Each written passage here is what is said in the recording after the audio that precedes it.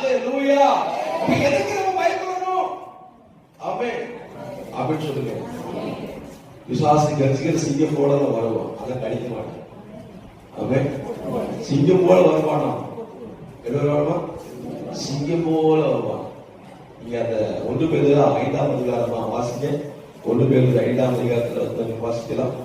1 பேதுரு 5ஆம் அதிகாரத்துல வாசிப்போம். தெரிந்த புத்தியுள்ள இருங்கள், விழித்திருங்கள். ஏனெனில் உங்கள் எதிராளியாகிய பிசாசானவன் கர்ஜிக்கிற சிங்கம் போல். ஆமென் சொல்லுங்க. அவன் சிங்கம் இல்லைங்க, சிங்கம் கிடையாது, கர்ஜிக்கிற சிங்கம் போல. ஆமென். ஆமென் சொல்லுங்களேன். அதனால நீங்க பயப்பட வேண்டாம். அதையே சொல்லுங்களேன். எதிராளியை குறித்து நீங்க பயப்பட வேண்டாம். ஆமென். அது கர்த்தர் பார்த்துக் கொள்வார். ஹalleluya.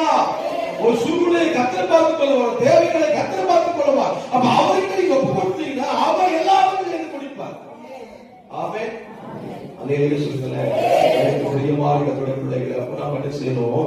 எப்பொழுதும் தெளிந்த புத்தி உள்ள பிள்ளையார்.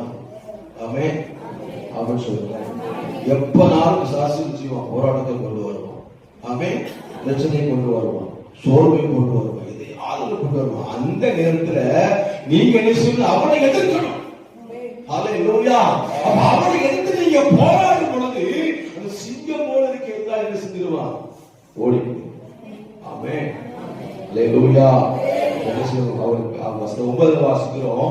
விசுவாசத்தில் உறுதியாயிருந்து அவனுக்கு சொல்லுங்களேன்.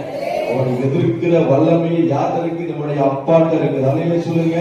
அவன் எதிர்க்கிற வல்லமை அவனுக்கு. நான் பிசாசு எதிர்க்கணும், எனக்கு வல்லமை தாங்க. ஆமென். ஹalleluya. பிசாசு இயேசுவிட்ட வந்து எதிர்த்தான்.